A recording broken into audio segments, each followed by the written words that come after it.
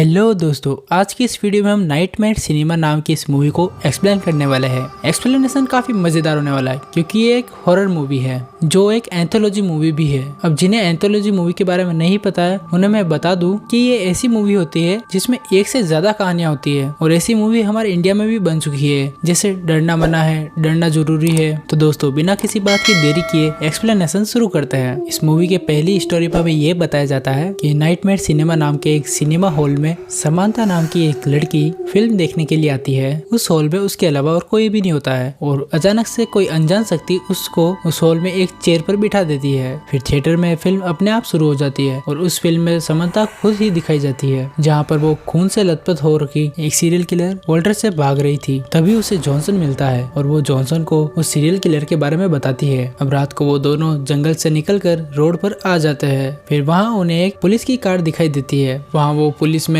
उन दोनों को कार में बिठाकर जाने ही वाला था कि तभी वो सीरियल किलर वहाँ आ जाता है। वहाँ पुलिसमैन सीरियल किलर को शूट करता है और फिर वो सीरियल किलर के पास चेक करने के लिए जाता है, लेकिन किलर का मास्क हटाकर वो डर जाता है और फिर गलती से पैर फिसलने की वजह से वो खुद को ही शूट कर लेता है। जॉनसन कार की चाबी लेने के लिए वो पुलिस के पास आता है, लेकिन किलर को जिंदा देखकर वो समांथा को लेकर वहाँ से भाग जाता है। फिर वे दोनों एक केबिन में आते हैं जहाँ पर वो अपने एक फ्रेंड माइक से मिलते हैं। अब उस सीरियल किलर ने उनके बाकी दोस्तों को भी मार डाला था और फिर अचानक वो सीरियल किलर उनके केबिन के सामने आता है और माइक को भी मार डालता है। फिर समांथा को एक डोर दिखता है, वो उसके अंदर जाती है तो उसे किलर के द्वारा मरी गई सभी बॉडीज मिलती है। वो उन्हें देखकर बहुत डर जाती है और अब इधर जॉनसन एक चाकू से किलर को मारने की कोशिश करता है, पर लेकिन किलर उसे ही चाकू मारकर जिंदा जला देता है। फिर समांथा भी एक कुल्हाड़ी लेकर किलर से फाइट करने लगती है और किलर का मास्क हटते ही वो देखती है कि वो किलर उसके बचपन का दोस्त फ्रेड है। फिर फ्रेड उसे बताता है कि एक दिन केबिन के पास जंगल में एक मीटियोर गिरता है और सभी लोग वहाँ उस चीज को देखने के लिए जाते हैं। फ्रेड उनको एडवाइस देता है कि उनको पुलिस को बुला लेना चाहिए, लेकिन वे लोग फ्रेड की नहीं सुनते हैं और जॉन उस चीज को हाथ लगा लेता है और फिर उस मीटियोर से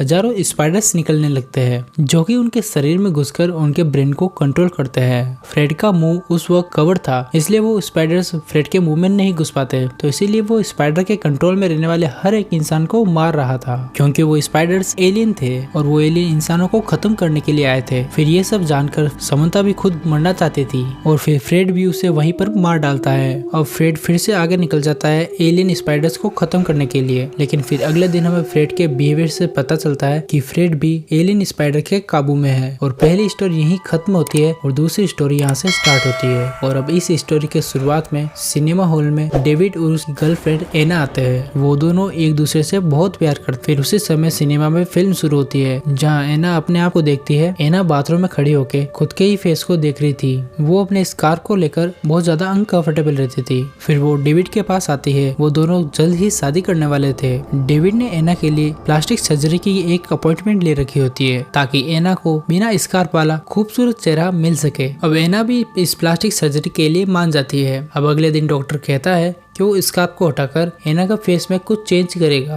ताकि वो और भी ज्यादा खूबसूरत दिख सके। और भी ज्यादा खूबसूरती पाने के लालच में एना भी इस बात पे मना नहीं करती है। फिर एना को एनेस्थीसिया देकर डॉक्टर भी प्लास्टिक सर्जरी शुरू करने लगता है। एना को विजन आता है कि वो शादी के दिन अपने खूबसूरत चेहरे के साथ डेविड के पास आ रही है और तभी इस शादी में डॉक्टर और नर्स भी दिखते हैं जिनके हाथों में हथियार होते हैं और कपड़ों पर खून लगा हुआ था। वो डरती हुई होश में आती है और उस समय उसके मुंह पे बैंडेजेस लगी हुई थी। फिर रात को डेविड एना की फोटो खींचकर वहां से चला जाता है और फिर अगले दिन डॉक्टर एना से कहता है कि उसकी सर्जरी अभी पूरी नहीं हुई है। वो कहता है कि उन्हें और भी सर्जरी करनी होगी। एना भी इस बात को मान जाती है, लेकिन एना को किसी भी रिलेटिव से बात नहीं करने दिया जाता। अब रात को एक नर्स देखती है कि डेविड ने एना के फेस को अजीब बनाने के लिए कहा है और दूसरे रूम में एना को एक लड़की मिलती है जिसके आंख और नाक थे ही नहीं। फिर एना डरती हुई वहां से भागती है और वो नर्स के साथ लड़ाई करके लिफ्ट की ओर भागती है, लेकिन लिफ्ट के खुलते ही डॉक्टर उसे बेहोश कर देता है। फिर एना को होश आते ही एना को पता चलता है कि उसकी फिर से सर्जरी कर दी गई है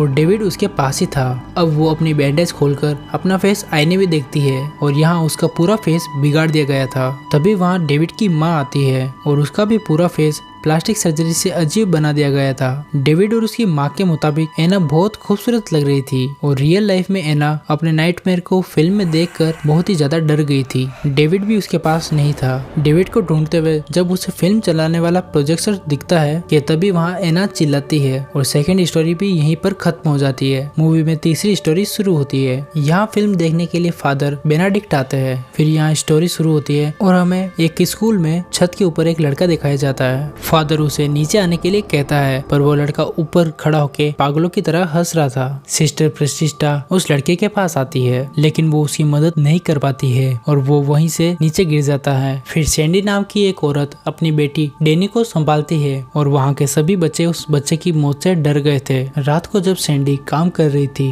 तब उसके सामने दीवार पर लगा हुआ क्रॉस अपने आप गिर जाता है और बाहर से कुछ अजीब अजीब आवाजें सुनाई देती है तो वो वहाँ चेक करने के लिए जाती है। तभी वहाँ कोई अनजान शक्ति उसके पास से गुजरती है और अब दूसरे रूम में फादर बेनाडिक्ट और सिस्टर प्रतिष्ठा हमें दिखाई जाते हैं लेकिन कुछ अजीब आवाज सुनकर वो भी परेशान हो जाते हैं। सिस्टर उस मरे हुए बच्चे के बारे में सोचकर बहुत ही ज्यादा परेशान थी और फादर उसे कंफर्ट करता है। और अब अगले दिन डेनी अकेली बैठी हुई थी और कुछ लड़कियां वहाँ पर आकर उसे बुली करने लगती है। यहाँ डेनी एक लड़की को मारती है और वो दूर जाकर गिर जाती है जिससे कि उसकी जुबान कटकर निकल गई थी। फिर वहाँ सिस्टर आकर उसे संभालती है और तभी वो लड़की डेनी के पीछे एक डेविल को देखती है और वो डर के चिल्लाने लगती है। सिस्टर को कुछ किताबों की मदद से उस डेमन के बारे में पता चलता है और उस डेमन का नाम मेगड था जो कि लस्ट के लिए सजा देता था। वो बच्चों की सोल को कलेक्ट करने के लिए आया था। वो इस डेमन के बारे में फादर को भी बताती है और फिर उसी समय डेमन के द्वारा पोजेस किया गया बच्चा फादर के पास आता है। फादर के पास आकर कहता है कि उसे पता है उसने क्या पाप किए है। वहाँ फादर किसी तरह मंत्रों से डेमन को उस लड़के की बॉडी से बाहर निकालते हैं और फिर फादर और सिस्टर बाकी बच्चों के ऊपर भी एक्सोर्सिज्म करने लगते हैं। तभी सैंडी वहाँ पर आकर डेनी को अपने साथ ले जाती है और सिस्टर को रियलाइज होता है कि पोजेस डेनी नहीं सिडनी है। डेनी को भी अपनी माँ की ये बात पता चल जाती है और वो डरती हुई गॉड से प्रे करने लगती है और तभी डेमन डेनी को फोर्स करके बेड पर सुला देता है और सिडनी की बॉडी में मौजूद डेमन बाकी बच्चों को कंट्रोल कर लेता है। फादर और सिस्टर उस रूम में आकर सभी पोजेस्ड बच्चों को देखते हैं और यहाँ डेनी के मुंह से खून निकल रहा था। फिर फादर और सिस्टर यहाँ से डरते हुए भागते हैं लेकिन बच्चे हथियार लेकर वहाँ भी उनका पीछा करते हैं। तब सिस्टर और फादर भी हथियार लेकर वहाँ उन बच्चों से लड़ने लगते हैं। सिडनी छत की तरफ जाती है और वहाँ सिस्टर भी उसके पीछे पीछे आती है और इधर सभी पोजेस्ड बच्चे मिलकर फादर को ही मार डालते हैं और पोजेस्ड सिंडी सिस्टर को पकड़कर छत से जंप कर देती है लेकिन सिस्टर किसी तरह वहाँ से बच जाती है। लेकिन सिंडी के मरने के बाद में डेमन सिस्टर की बॉडी को पोजेस कर लेता है और यहाँ असल जिंदगी में फादर बेनाडिक्ट ये फिल्म देखकर शॉक्ड हो जाते हैं और फिर अचानक वही प्रोजेक्शनिस्ट आकर फादर को मार डालता है और इसी के साथ में तीसरी कहानी भी खत्म होती है। चौथी स्टोरी यहाँ शुरू होती है और इस बार हेलन नाम की एक औरत थिएटर में फिल्म देखने के लिए जाती है। थिएटर में फिल्म शुरू होती है और हेलन अपने बच्चों के साथ एक डॉक्टर से मिलने के लिए आई थी। वो थोड़ा लेट थी तो रिसेप्शनिस्ट उसको थोड़ा वेट करने के लिए कहती है लेकिन उसके बच्चे इस बात से खुश नहीं थे क्योंकि वे लोग पहले ही बहुत समय से वेट कर रहे थे। हेलन फिर से रिसेप्शनिस्ट के पास जाती है लेकिन इस बार रिसेप्शनिस्ट पर कीचड़ लगा हुआ था। फिर हेलन किसी और दिन आने वाली थी लेकिन रिसेप्शनिस्ट उसे रुकने को कहती है और फिर हेलन डॉक्टर के पास जाकर अपनी प्रॉब्लम बताती है कि वो भूतों को हेलुसिनेट करती है। वो कहती है उसकी आंखों के सामने ही जगह बदल जाती है और वहाँ के लोग भी बदल जाते हैं। डॉक्टर उससे पूछता है क्या उसे सुसाइड करने का मन होता है लेकिन वो कुछ और बोल पाती। डॉक्टर उसे अगले दिन आने को कह देता है। वो जब बाहर आती है तो वो पूरी जगह अबंडेंट बन चुकी थी और उस रिसेप्शन एरिया में उसके बच्चे भी नहीं थे। फिर लिफ्ट के पास उसे रिसेप्शनिस्ट मिलती है जो कि अब डेमन बन चुकी थी और वो कहती है उसने किसी बच्चे को नहीं देखा है। फिर हेलन बाथरूम के पास आती है जो कि बहुत ही गंदा था और वो काम कर रहे एक आदमी से अपने बच्चों के बारे में पूछती है। वो गन दिखाकर उसे धमकी भी देती है लेकिन वो आदमी उसे इग्नोर करके वहाँ से चला जाता है और एक टेलीफोन से हेलन अपने हस्बैंड को कॉल लगाती है और यहाँ उसका हस्बैंड भी उसके साथ में रिश्ता खत्म कर लेता है। हेलन हस्बैंड से कहती है कि उनको बच्चों के बारे में सोचना चाहिए और तभी उसका हस्बैंड कहता है कि उनका तो कोई बच्चा है ही नहीं। वो खुद को शूट करने वाली थी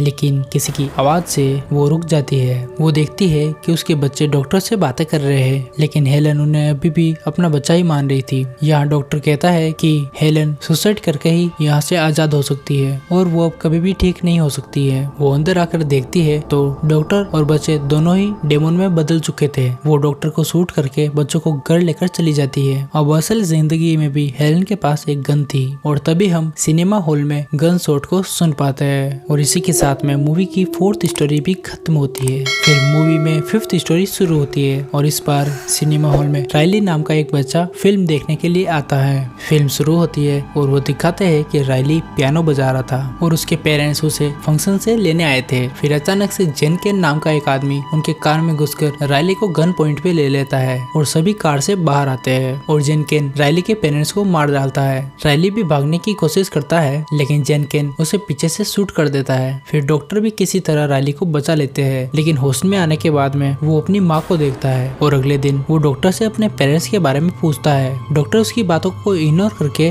उसे रेस्ट करने को कहता है और फिर रात को रायली अपने बेड के पास एक आदमी को देखता है जिसके फेस पर बहुत सारे कट्स लगे होते हैं। अब वो आदमी उठ करके रूम के बाहर जाता है और रायली भी उसके पीछे पीछे जाता है। तभी एक नर्स आकर उसे रूम में लेकर जाती है। नर्स उसे कहती है फेस पर कट वाला आदमी अब मर चुका है। और फिर अगले दिन रायली की माँ उसे फिर से मिलने के लिए आती है। वो कहती है कि वो रायली के पास हमेशा रहेगी लेकिन वो बस रायली का एक सपना था। फिर रायली को एक अलग रूम में लेकर जाया जाता है और रास्ते में वो बहुत सारी आत्माओं को देखता है और उसे कुछ समझ नहीं आ रहा था कि उसके साथ क्या हो रहा है। रात को जब रायली सो रहा था तो जेनकिन उसके रूम में आता है लेकिन नर्स उसे वहाँ निकाल देती है। रायली उठकर रूम से बाहर जाता है और वहाँ भी उसे आत्माएं दिखाई देती है। फिर उसे एक केसी नाम की लड़की पास में आके कहती है कि उसे भी मरे हुए लोग दिखाई देते हैं। वो भी जब मर गई थी तो डॉक्टर ने किसी तरह से उसे जिंदा रखा था। रायली भी कुछ समय के लिए मर गया था, मतलब वो जिंदगी और मौत के बीच में फंसा हुआ था और इसीलिए ही उसे भी अब आत्माएं दिखाई देती है। वो उसे कहती है कि रायली की माँ जो उसके पास बार बार आ रही है वो कोई अच्छी बात नहीं है।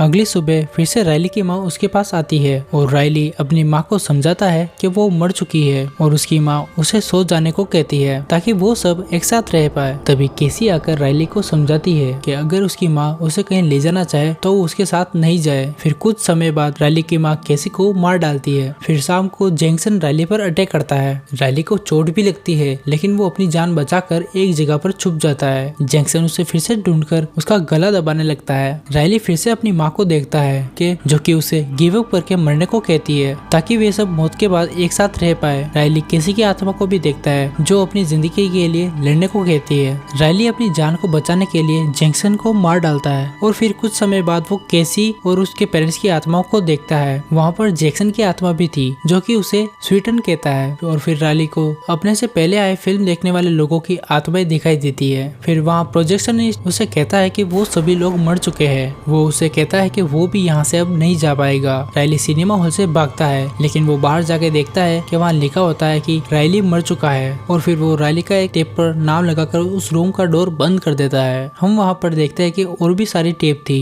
इसका मतलब वहाँ पे और भी फिल्म देखने आने वाले लोग प्रोजेक्शनिस्ट का शिकार बन चुके थे और इसी के साथ में ये पूरी मूवी यहीं पर खत्म होती है। दोस्तों इस मूवी में ये दिखाया गया है कि प्रोजेक्शनिस्ट एक डेमन था जो लोगों के नाइटमेयर को एक फिल्म के जरिए दिखाकर उनके सोल को कलेक्ट करता था और मूवी की हर एक कहानी में कुछ न कुछ मैसेज दिखाए गए थे। जैसे स्टोरी में हम सीखते हैं कि कभी हमें किसी भी अनजान चीज को नहीं छेड़ना चाहिए। फर्स्ट स्टोरी में वहाँ पर आए एलियन ह्यूमन ब्रेन के दिमाग में काबू कर लेते हैं। सेकंड स्टोरी में हमें पता चलता है कि अपनी खूबसूरती जैसी भी हो हमें उसे एक्सेप्ट करना चाहिए। एना ने खुद को कभी भी खूबसूरत नहीं माना। अगर एना भी अपनी खूबसूरती एक्सेप्ट करती तो उसकी खूबसूरती उसे नहीं छीनी जाती। मूवी की तीसरी स्टोरी में हम देखते हैं कि जिसकी जो सीमा है उसे वो पार नहीं करनी चाहिए। फादर ब्रेडिक और सिस्टर प्रशिष्टा ने अपनी सीमाओं को पार करके इंटीमेट हुए, इसीलिए हॉल में एक डेमन आता है उनको सजा देने के लिए। मूवी की फोर्थ स्टोरी में हम देखते हैं कि रियलिटी को हमें एक्सेप्ट कर लेना चाहिए। हेलेन का कोई बच्चा नहीं था और इसलिए वो डिप्रेशन में थी।